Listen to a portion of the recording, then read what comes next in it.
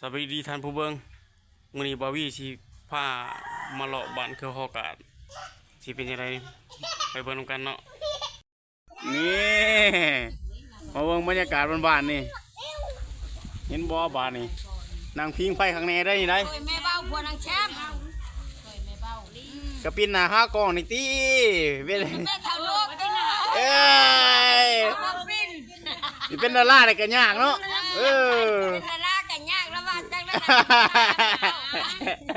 ปิ้นไปได้ร้อยนึงเราสิเจ้าขายกาแฟเฮ้ยมอตกาตะกี้มอตกาตะกี้บ่ได้เนี่ยอันนี้เอ็มตู้ยังเนี่ยตู้มุนตู้มุนผักกะหรี่นี่บรรยากาศนี่อันนี้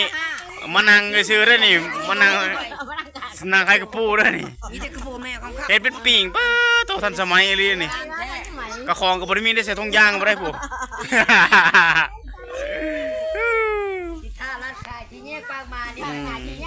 โอ้บรรยากาศคักเลยบ้านๆนี่พี่น้องเอ้ยบรรยากาศบ้านๆเด้อนี่เด้อคักบรรยากาศบ้านนอกเด้อนี่บ้านนอกบ้านหน้าได้นี่บ้านเมืองสวรรค์อยู่แต่บริเวณพัฒนานี่ยังบ้านนอกอยู่เมืองสวรรค์อยู่ยังเป็นบ้านนอกอยู่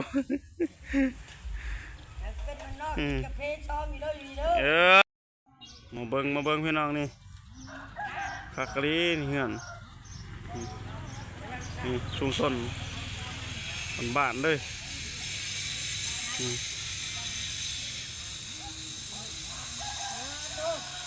ก็คักกะลีเด้อนี่เด้อคนอันนี้วันเนี้ยวันจอดเด้อนี่วันจอดเด้อพี่น้องเอ้ยนี่คนชมมานี่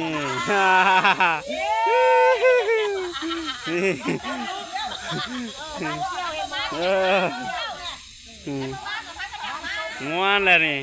ว่าคนชมด้วยเด้อว่ะ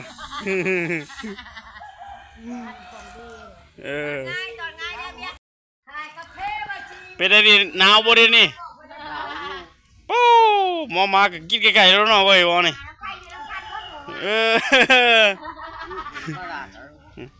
ลูกไส้หล่าคักลีนี่บรรยากาศดีเลยเนาะพอดีพิงแดดมันจะแต่ปีเป็นตัวเนี่ย80แล้วว้ายังแข็งแห้งอยู่เนาะนี่แข็งแรงขุนยางโคโค่แก่เอายางในใส่แมกกระเท่าอยู่ปะยางไปชิวๆเนี่ยมันคงคุ้มยังยางได้อยู่แล้วก็มันยางไปทีละโถ่มันไปไกลแต่มันไม่ไรไปไกลแต่มันเป็นอยู่เงี้ยคนเตียงเล่ากับขนาดเด้อเลยเด้อรุ่นเก่าบ่ได้เตียงนี่เบิ่งเตียงเตียงเพื่อนนี่คือสีเพศมันมีลงได้นี่ได้ผู้พวกเห็นว่าเซ่ๆนั่นนี่20 คนก็บ่ได้ลงเด้อนี่เด้อ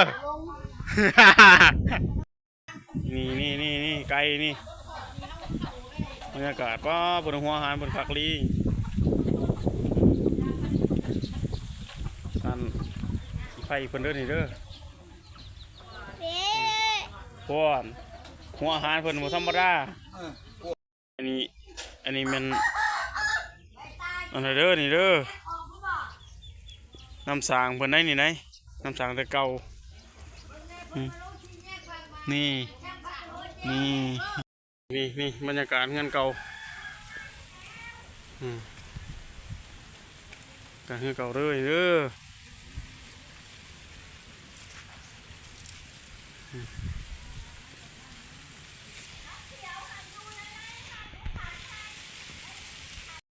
พี่น้องเบิ้งเงินหน่อยได้นี่ได้ม่วงคือยังนี่พี่บรรยากาศดีโอ้คักนี่รถแบบชาวบ้านรถคนขักได้รถคนได้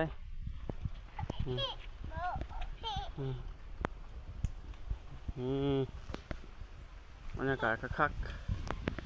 มีเตียงนั่งเย็นอีกสบายยามแรงนี่เปิดกินลมชมวิวหรอนะยามแรงแน่นี่บ่มีห่อนทำนี่อยู่ไกลกอไผ่เนาะ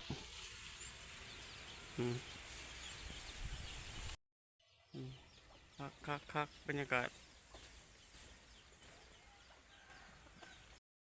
เดินทางกลางบ้านเด้อ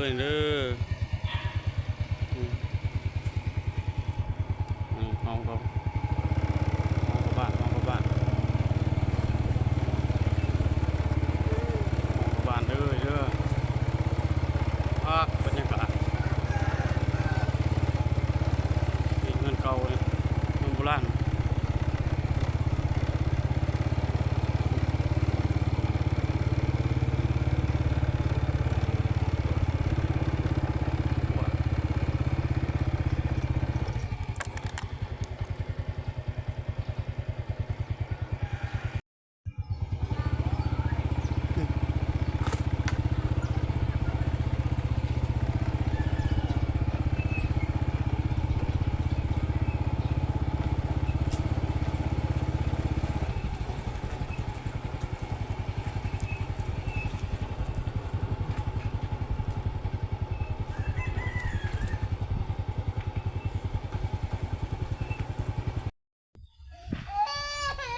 นี่ประตูนี่ประตูสานกระตานี่บ๊อบงามนี่หน่วยเท่าไรนี่30ว้าขักกะลีสะนี่พอซื้อได้เนาะมาเบิ่งพี่น้องเบิ่งนี่ตำศาสตร์นี่จักศาสตร์พื้นศาสตร์ไรเลยนี่ศาสตร์พื้นประตูนี่สอดจวดลงประเทศนี่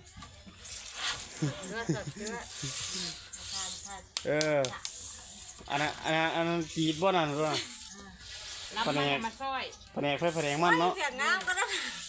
มันเป็นดินเฮือนเลยดิเฮือนไม่ใหญ่นี่เด้อสัตว์พื้นเด้อนี่เด้อโอ้บักคักประเทศ